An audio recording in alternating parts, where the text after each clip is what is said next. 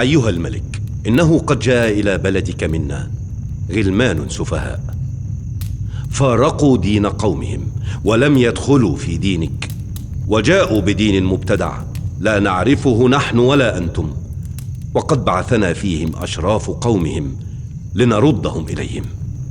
قال جعفر: يا أيها الملك، كنا قوما أهل جاهلية، نعبد الأصنام ونأكل الميتة ونأتي الفواحش ونقطع الأرحام، حتى بعث الله إلينا رسولا نعرف نسبه وصدقه وأمانته. لقد فتح الله على جعفر بن أبي طالب حتى بكى النجاشي عندما سمع آيات سورة مريم، وبكت الأساقفة. إن هذا والله والذي جاء به عيسى لا يخرج من مشكاة واحدة. انطلقا فلا أسلمهم إليكما أبدا. وقد عرض جعفر كل مساوئ الجاهلية وعوراتها، بحيث أصبح هذا الدين الذي يدين به وفد قريش تتقزز منه كل نفس بشرية.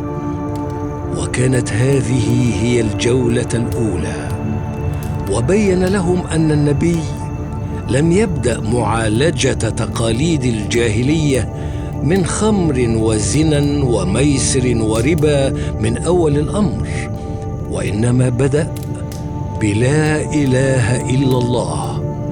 فعندما دخلت قلوبهم وتعرف الناس بإلههم الحق، وكذلك تعبيدهم له وتذكيرهم بنعمة الله على عباده وبيان ثواب أهل الطاعة وعقاب أهل المعصية، اطمأنت القلوب وأسلمت نفسها لله، فلا يجدون لأنفسهم خيرة إلا ما اختاره الله، واستقرت نفوسهم للطاعة وتنفيذ أوامر الله.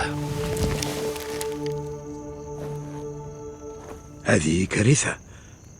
لقد أسلم عمر بن الخطاب وحمزة عم محمد، وكذلك فشلنا في استرداد المارقين الفارين إلى الحبشة يا أبا الحكم.